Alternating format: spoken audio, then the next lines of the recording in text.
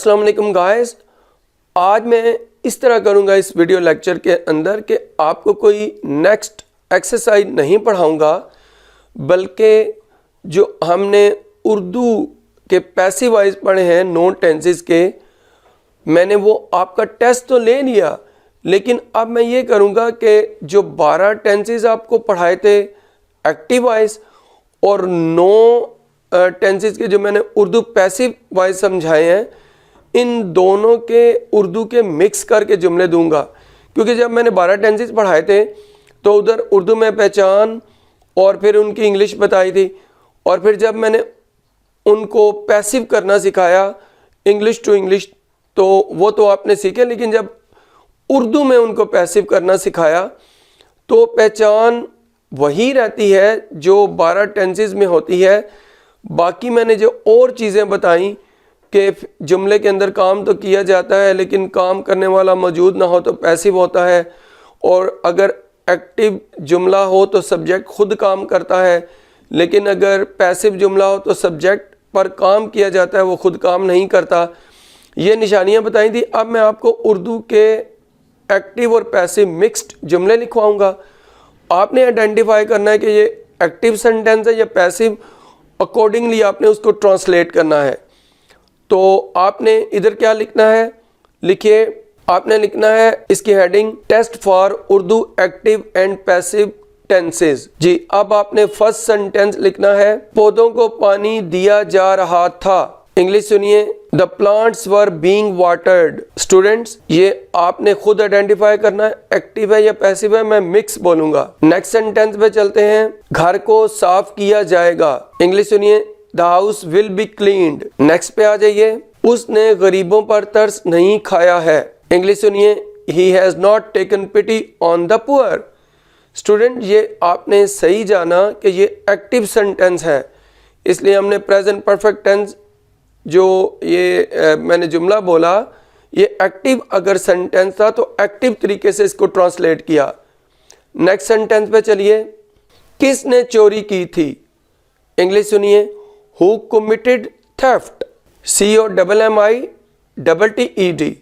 तो स्टूडेंट्स, ये भी आपने बिल्कुल सही पहचाना, ये पास्ट इंडेफिनिट का एक्टिव सेंटेंस था। नेक्स्ट सेंटेंस पे चलते हैं, सड़क की मरम्मत की जा रही होगी। इसकी इंग्लिश सुनिए, the road will be being repaired. बिल्कुल फ्यूचर कॉन्टिन्यूस टेंस का सेंटेंस है। नेक्स्ट सेंटेंस पर चलते हैं, वालिदैन की खिदमत की जाती है। इंग्लिश सुनिए, the parents are served. SERVED। जी, नेक्स्ट सेंटेंस पे चलते हैं, उसके खाना खाने से पहले मैं तैयार हो चुका था। आप इसकी इंग्लिश सुनिए, I had got ready before he ate food। बिल्कुल ये एक्टिव सेंटेंस है। नेक्स्ट सेंटेंस पर चलते हैं, नतीजे का ऐलान किया जा रहा है। इसकी इंग्लिश सुनिए, the result is being announced. Next sentence पर चलते हैं, मेरे दरिया पर पहुंचने से पहले बहुत सारी मछलियां पकड़ी जा चुकी होंगी। भाई इसकी इंग्लिश सुनिए, a lot of fish will have been caught before I reach the river।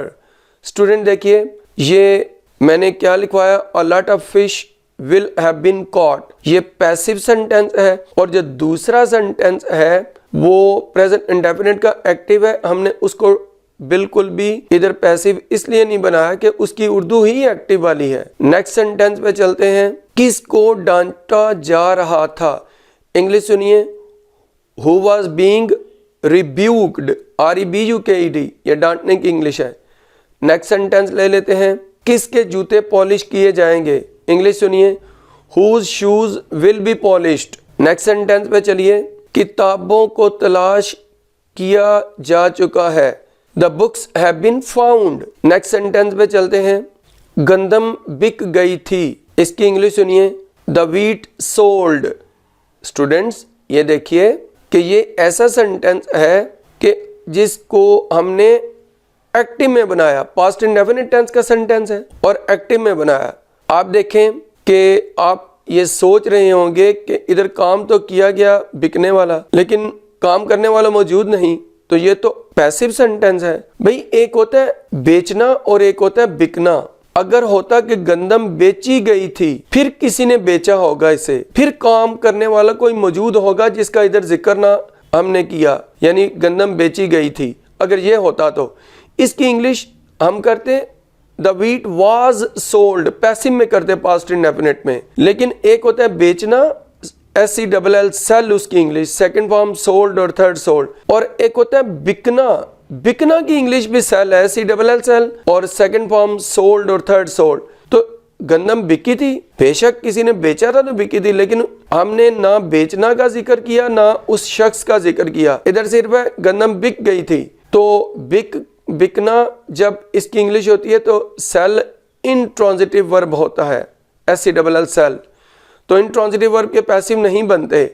लेकिन अगर बेचना उर्दू हो तो इंग्लिश सेल जब होती है तो ये ट्रांजिटिव वर्ब होता है, जिस चीज़ को बेचा जाता है आगे लिखते हैं वो, तो वो ये ट्रांजिटिव वर्ब होता है, और जिस चीज़ को बेचते हैं वो ऑब्जेक्ट होता है, तो उसका पैसिव बनता अगर इस तरह होता गंदम बेची गई थी, द वीट वॉज सोल्ड, लेकिन इधर क्या है गंदम बिक गई, तो द वीट सोल्ड, ये एक्टिव सेंटेंस है। नेक्स्ट सेंटेंस पे चलते हैं, अंडे उबाले जा रहे होंगे, इंग्लिश सुनिए, the eggs will be being boiled. Next sentence पे चलिए, मुजरिमों को सजा दी जाती है, आप जरा इसकी इंग्लिश सुनिए, द क्रिमिनल्स आर पनिश्ड, तो ये मुजरिम होते हैं क्रिमिनल्स, और आर पनिश्ड ये प्रेजेंट इंडेफिनिट टेंस का पैसिव सेंटेंस है। नेक्स्ट पे चलते हैं, उन्हें पहले ही माफ किया जा चुका था, अब इसकी इंग्लिश सुनिए, they had already been forgiven. Next sentence ले लेते हैं, क्या दुश्मनों को शिकस्त दी जा रही है, इंग्लिश सुनिए, are the enemies being defeated. Next sentence पर आ जाइए, शाम होने से पहले उसे गिरफ्तार किया जा चुका होगा, अब इसकी इंग्लिश सुनिए, he will have been arrested before the evening comes, तो ये बिफोर के बाद प्रेजेंट इंडेफिनिट और पहला फ्यूचर परफेक्ट सेंटेंस है और उसको पैसिव बनाया। नेक्स्ट सेंटेंस, किन को इनामात दिए जाते हैं, इंग्लिश सुनिए, who are given prizes. Next sentence पर आ जाइए, उसे क्यों कॉलेज से निकाला गया था, आप सुनिए, why was he expelled from the college. Next sentence ले लेते हैं, उसके नहाने से पहले कपड़ों पर इस्त्री की जा चुकी थी, इंग्लिश सुनिए, the clothes had been pressed before he took a bath, या before he had a bath, लेकिन टुक अ बाथ ज़्यादा बेहतर है, before he took a bath या before he took a shower, इस तरह भी ठीक है, लेकिन before he took a bath ठीक है, ये ज़्यादा अच्छी इंग्लिश है।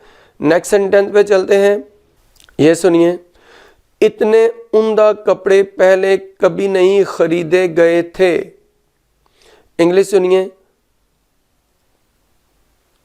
such a nice clothes had never been bought before। Next sentence पे आ जाइए, गरीबों को क्यों धोखा दिया जाता है, why are the poor deceived, DECEIVED। क्या कातिल को सजाए मौत सुना दी गई है, इंग्लिश सुनिए, has the murder been sentenced to death, SENTENCED। Next sentence पे आ जाइए, गवाहों के बयानात लिए जाएंगे, पैसिव सुनिए, the statements of the witnesses will be recorded. Last sentence सुनिए स्टूडेंट्स, घर को जलाया जा रहा था, the house was being burnt, BURNT। तो स्टूडेंट्स ये आपके जो एक्टिव और पैसिव उर्दू के जुमले थे उनका टेस्ट था। आप खुद से असेसमेंट कीजिए, खुद आप इनका एनालिसिस कीजिए। अगर आपके 90% दुरुस्त हैं तो मैं आपको एक्सीलेंट बोलूँगा। अगर आपके 80% सही हैं तो भाई वेरी गुड। अगर आपके 75% सही हैं तो सेटिस्फैक्ट्री आपकी परफॉर्मेंस है। लेकिन अगर इससे कम सही है तो आपको और मेहनत की ज़रूरत है। भाई अब यहाँ पर ये हमारा फर्स्ट लेवल मुकम्मल तौर पे ख़त्म हो गया। एक्सरसाइज तो वैसे मैंने आपको लेसन नंबर 43 जब पढ़ाई थी तो आपका फ़र्स्ट लेवल ख़त्म हो गया था, लेकिन बाद में ये 2 टेस्ट मैंने लेना थे, एक तो उर्दू पैसिव का और फिर उसके बाद उर्दू के एक्टिव और पैसिव का मिक्स्ड। तो ये 2 टेस्ट भी हो गए। अब इंशाल्लाह ताला नेक्स्ट वीडियो से हम लेवल नंबर 2 का आगाज़ करेंगे। अब इस वीडियो से इतना ही। अगर आपको ये मेरा लेक्चर पसंद आए, मेरी वीडियो को लाइक कीजिए, शेयर कीजिए, मेरे चैनल को सब्सक्राइब कीजिए। अल्लाह हाफिज़।